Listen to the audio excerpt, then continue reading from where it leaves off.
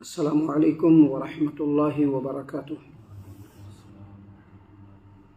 الحمد للہ رب العالمین والصلاة والسلام علی رسولہ الکریم وعلی آلہ وصحبہ اجمعین، اما بعد۔ عن عبد اللہ رضی اللہ عنہ عن النبی صلی اللہ علیہ وسلم انہ کان یقول اللہم انی اسألک الہدی والتقی والعفاف والغنی۔ سیدنا عبداللہ بن مسعود رضی اللہ عنہ سے روایت ہے کہ نبی اکرم صلی اللہ علیہ وسلم فرمایا کرتے تھے، یعنی اکثر دعا مانگا کرتے تھے۔ کیا دعا مانگا کرتے تھے؟ اللہم انی اسألک الہدی والتقی والعفاف والغنی۔ اے اللہ، میں تجھ سے ہدایت، تقوی، پاک دامنی اور استغنا کا سوال کرتا ہوں۔ سامعین کرام، جو حدیث ہے، اس حدیث کو امام مسلم رحمہ اللہ نے صحیح مسلم کتاب الذکر والدعاء باب الادعیہ حدیث نمبر 2721 پہ روایت کیا۔ اسی طرح سے اس روایت کو امام ترمذی نے اپنی جامع ترمذی ابواب الدعوات عن رسول اللہ صلی اللہ علیہ وسلم حدیث نمبر 3489 یعنی 3489 نمبر پہ جامع ترمذی میں یہ حدیث ہے۔ اور اس حدیث کو امام ابن ماجہ نے اپنی سنن ابن ماجہ ابواب الدعاء حدیث نمبر 3832 یعنی 3832 سنن ابن ماجہ کے اندر یہ روایت موجود ہے۔ سامعین کرام، سب سے پہلے یہ بات یاد رکھیے کہ دعا عبادت ہے، جو دعا ہم کرتے ہیں۔ ابھی ہمارے یہاں دعا کا جو مفہوم ہے عام طور پر یہ سمجھا گیا ہے اور لوگوں نے سمجھا ہے کہ فرض نماز پڑھ لیے یا کوئی بھی نماز پڑھ لیے، اس کے بعد ہاتھ اٹھا کر کے دعا کر لیے، اس کو لوگوں نے دعا میں سمجھا ہے۔ حالانکہ دعا یہ دعا نہیں ہے، بلکہ دعا کا ایک چھوٹا سا حصہ ہے۔ فرض نماز کے بعد بھی اگر کوئی اپنی ضرورت کے مطابق کبھی کبھی سنگل دعا مانگ لیتا ہے تو چلے گا، لیکن فرض نماز کے بعد ابھی جو ہمارے سماج و معاشرے میں جو بات چلتی ہے کہ فرض نماز جیسے ہی کمپلیٹ ہوتا ہے، امام صاحب جو ہے فوراً دعا مانگنے لگتے ہیں اور ان کے دعا پر لوگ آمین آمین کہنا شروع کر دیتے ہیں۔ یہ عبادت بھی نہیں ہے۔ یہ عبادت یہ ہے کہ نماز کوئی بھی پڑھے، آپ کو ضرورت ہو ہاتھ اٹھائیے، اللہ سے دعا مانگ لیجیے، بس یہ عبادت ہے۔ اس کے علاوہ دن بھر کے جو اذکار ہیں، یہ بھی اللہ تبارک و تعالیٰ سے دعا مانگنے کا ہے۔ ایک آدمی گھر کے اندر داخل ہوتا ہے اور کہتا ہے بسم اللہ ولجنا و بسم اللہ خرجنا وعلی ربنا توکلنا، تو یہ بھی اللہ سے وہ دعا مانگ رہا ہے۔ ایک آدمی گھر سے باہر نکلتا ہے، کہتا ہے بسم اللہ توکلت علی اللہ، اللہ کے نام سے ہم نے اللہ تبارک و تعالیٰ پر میں نے توکل کیا، یہ بھی اللہ تبارک و تعالیٰ سے دعا ہے۔ بسم اللہ توکلت علی اللہ لا حول ولا قوت الا باللہ، یہ بھی اللہ تبارک و تعالیٰ سے دعا مانگ رہا ہے۔ ایک آدمی جب بیت الخلاء کے اندر جاتا ہے تو کیا کہتا ہے؟ اللہم انی اعوذ بک من الخبث والخبائث، اللہ تبارک و تعالیٰ ناپاک جنوں اور ناپاک جنیوں سے میں تیری پناہ میں آتا ہوں، یہ بھی اللہ تبارک و تعالیٰ سے دعا ہے۔ تو دعا، یہ جو دعا ہے وہ اصل میں عبادت ہے۔ جب بندہ اللہ تبارک و تعالیٰ سے کوئی بھی دعا کرتا ہے یا مانگتا ہے، چاہے وہ ہاتھ اٹھا کر کے مانگے یا بغیر ہاتھ اٹھائے مانگے، جب بھی وہ اللہ تبارک و تعالیٰ سے دعا مانگتا ہے گویا وہ اللہ کی عبادت کر رہا ہے۔ یاد رکھیے، ایک بندہ اگر اللہ تبارک و تعالیٰ کی قربت حاصل کرنا چاہتا ہے تو دعا جو ہے وہ اس کے لیے مین گیٹ ہے، یعنی بغیر دعا کے وہ اللہ کے قریب نہیں ہو سکتا ہے، اس لیے اس کو دعا مانگنا چاہیے۔ اسی لیے پیارے رسول صلی اللہ علیہ وسلم اپنی زندگی میں اکثر دعا مانگا کرتے بھی تھے اور اپنی امت کے لوگوں کو دعا سکھلایا بھی کرتے تھے۔ دیکھیے یہاں پر یہ جو دعا پڑھا، جو بار بار نبی صلی اللہ علیہ وسلم پڑھتے تھے، اسی دعا کو عبداللہ بن مسعود رضی اللہ عنہ نے سیکھا اور سیکھ کر کے امت کے لوگوں تک پہنچایا۔ گویا نبی صلی اللہ علیہ وسلم دعا پڑھتے بھی تھے اور دعا سکھلایا بھی کرتے تھے اور دعا مانگنے کی تلقین بھی کیا کرتے تھے۔ یہاں پر دیکھیے عبداللہ بن مسعود رضی اللہ عنہ کہتے ہیں کہ نبی صلی اللہ علیہ وسلم فرمایا کرتے تھے، اکثر دعا کیا کرتے تھے۔ کیا دعا کیا کرتے تھے؟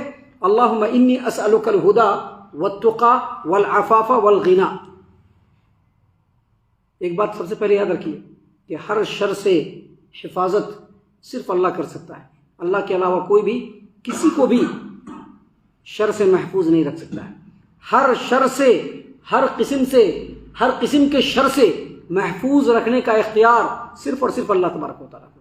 اور یہ جو دعا ہے، اس دعا کے ذریعے سے کئی طرح کے شر و فتنے سے اللہ تبارک و تعالیٰ سے حفاظت کا سوال کیا گیا ہے، کئی طرح کے شر و فتنے سے۔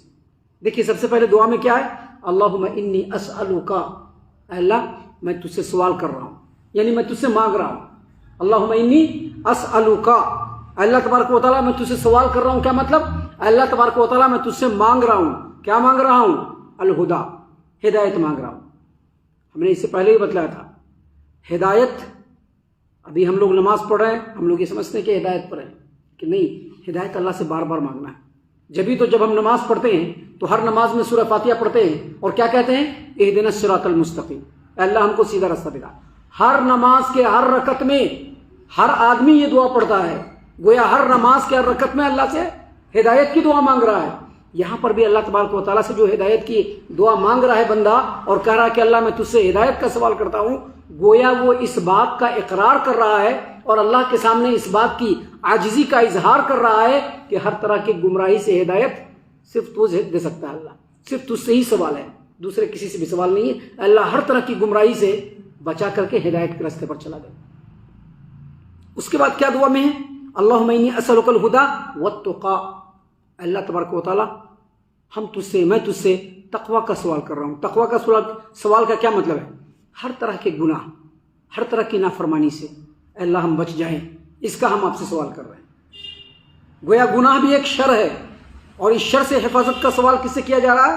اللہ تبارک و تعالیٰ سے کیا جا رہا ہے.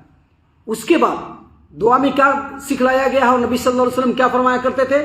اللہم انی اسألک الہدی والتقی والعفاف. عفاف جو ہے یہ عفیف، اس کا مطلب ہوتا ہے پاک دامنی، یعنی اللہ پاک دامنی کا سوال کر رہے ہیں، عفت کا سوال کر رہے ہیں، پاک دامنی کا سوال کر رہے ہیں. لیکن یہاں پر عفاف کی جو تفسیر اور تشریح کی گئی ہے، محدثین نے جو تشریح کیا ہے، ہر وہ کام جو غیر شریفانہ ہو.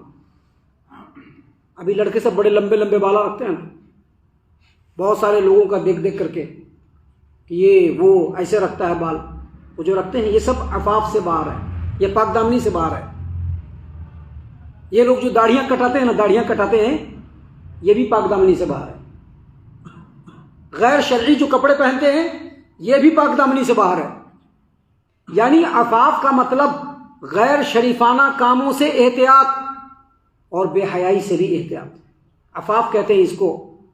لباس ایسا ہونا چاہیے جو شرعی ہونا چاہیے، رکھ رکھاؤ ایسا ہونا چاہیے جو شرعی ہونا چاہیے، چال چلن ایسا ہونا چاہیے جو شرعی ہونا چاہیے، زبان سے باتیں ایسی ہونی چاہیے جو شرعی ہونی چاہیے. ایک کام جو ہے وہ جائز ہے لیکن غیر شریفانہ ہے، یہ عفاف کے حد سے باہر ہے. ایک کام جو ہے وہ جائز ہے لیکن یہ غیر شریفانہ ہے، تو یہ عفاف کے حد سے باہر ہے. یہاں پر جو عفاف کا سوال کیا گیا اس کا مطلب یہ ہے کہ ہر وہ کام جو غیر شریفانہ ہو، اللہ اس سے بھی بچنے کا سوال ہم آپ سے کر رہے ہیں. اور اللہ تبارک و تعالیٰ ہر وہ کام جو بے حیائی کے ہوں اس سے بھی ہم بچنے کا سوال کر رہے ہیں. ابھی کپڑا پہننا ہے، کپڑا پہننے میں بہت سارے لوگ ذرا خوبصورت دکھیں گے بول کر کے ٹخنے سے نیچے پہنتے ہیں، ٹخنے سے نیچے پہنتے ہیں تاکہ لوگ دیکھیں تو کیا مست لگ رہا ہے. لیکن یہ غیر شریفانہ ہے، یہ پاک دامنی کے حد سے باہر ہے، اور یہ گناہ بھی ہے، اور یہ بہت بڑا گناہ ہے، اور اس کے بدلے میں انسان جہنم کے اندر بھی جائے گا. تو یہاں پر جو عفاف کا جو لفظ ہے وہ ہر طرح کے غیر شریفانہ عمل سے اے اللہ تو ہمیں محفوظ فرما دے، اس کی دعا ہے یہاں پر یہ، اور بہت ہی عام ترین دعا ہے. اور آگے اللہ تبارک و تعالیٰ نے اللہ کے رسول صلی اللہ علیہ وسلم کی جو دعا ہے اس میں نبی صلی اللہ علیہ وسلم فرمایا کرتے تھے اللہم انی اسألک الہدی والتقی والعفاف والغنی. والغنی کا مطلب ہوتا ہے دل کی بے نیازی اور ظاہری بے نیازی دونوں. دل کی بے نیازی کیا مطلب؟ دل کے اندر لالچ نہیں ہونا چاہیے اور بخیلی بھی نہیں ہونا چاہیے. دل کے اندر لالچ بھی نہیں ہونا چاہیے اور بخیلی بھی نہیں ہونا چاہیے. اور ظاہری بے نیازی کا مطلب ابھی ہم کو ضرورت ہے تو ضرورت کے لیے دوسروں کے سامنے ہاتھ پھیلاتے پھرنا، دے دیجئے دے دیجئے دے دیجئے. یہ بھی جو ہے عفاف کے حد سے، غنا کے حد سے باہر ہے. یعنی دل کے اندر بھی بے نیازی ہونی چاہیے اور ظاہری طور پر بھی بے نیازی ہونی چاہیے.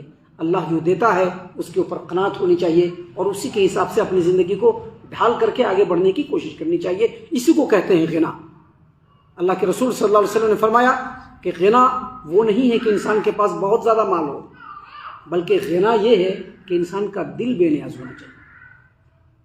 ہم اللہ سے دعا کرتے ہیں کہ اللہ تعالی ہم تمام کو ان تمام باتوں کے اوپر خوب غور و فکر اور تدبر کرنے کے ساتھ ساتھ ان باتوں کے اوپر عمل کرنے کی بھی توفیق عنایت فرمائے، آمین۔